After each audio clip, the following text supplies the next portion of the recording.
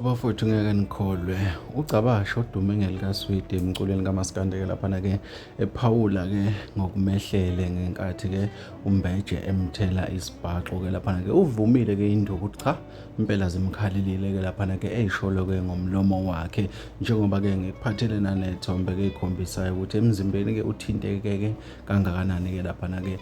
Ushilo-ke wathi-ke kodwa-ke naye-ke njengensizwa-ke laphana-ke uzolitholela-ke ithuba kusho uSwidi uCabasha-ke laphana-ke. Sazi-ke bafowethu-ke ukuthi-ke iyoza la nkomoni-ke uma kunje. Abanye abantu-ke bakhomente izinto ey'ningi-ke laphana-ke ey'nkundleni zokuxhumana njengoba sibona-ke ukuthi lolu daba-ke luyatrenda kakhulu-ke laphana-ke. Bathi-ke uCabasha kufanele-ke ayibuyiselele-ke kuMbeje. Abanye bathi-ke uCabasha-ke akangayenzi leyo nto-ke ngoba-ke abanye abamazi kangcono uCabasha bamthatha njengomuntu-ke osengazuthi-ke unaso isandla-ke impela-ke uma kufanele athinte umuntu-ke laphana-ke. Kubonakala sengazuthi-ke ukuyibuyiselela kwakhe-ke kungasuke-ke kwenze ingozi-ke enkulu. Yingakho-ke abantu bethi-ke bayacela ukuthi-ke angayibuyiseleli-ke laphana-ke kuthatheke njengento edlulile ukuze-ke lento ingaqhubeki yakhande udlame.